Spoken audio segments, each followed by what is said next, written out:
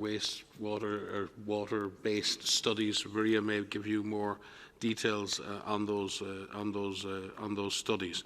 But it is important. These are important findings, and it's very important that they are pursued. I don't think at this point it changes the hypothesis on disease origin per se, but we must remain open to any scientific findings that offer us clues as to the potential emergence and amplification of this disease in human populations. Maria?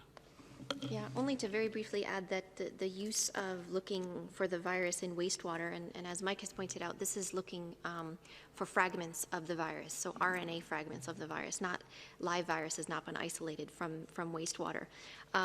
What we're looking at is in the context of surveillance for COVID-19, we know primarily we need to focus on looking for people who are infected with the virus, actively infected with the virus, because this is important for making sure that they have the right clinical care and that we follow their context, and so we could break chains of transmission. But in addition to that, we're looking at other ways, potential ways in which we can look to see if the virus is circulating.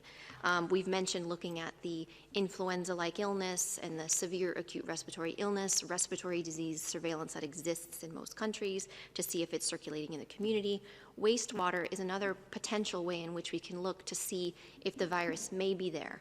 But again, that won't help you find individuals who are infected with this virus, which is so critical at looking at suppressing transmission, so finding those individuals. So that is something that is in our overall surveillance portfolio for COVID.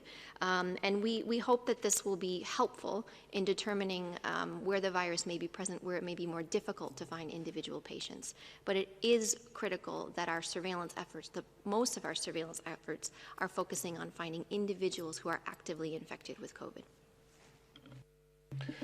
Thanks. Next question, N1 TV from Bosnia-Herzegovina. We have Esmir online. Esmir? Hi, can you hear me? Yes. My question is regarding region of the Western Balkans. Are you afraid that we are going to have increased the number of cases? Because yesterday in Croatia we have a tennis tournament in Zadar with quite few players and officials infected with COVID-19. Also in Serbia, yesterday we had parliamentary elections with almost 3.5 million people voting. Bosnia has number of cases reporting over the last 24 hours increased. And also in Montenegro, we have religious processions. And in all those cases, we haven't seen many masks and protections. Are we on the road to have more and more cases reported? Thank you.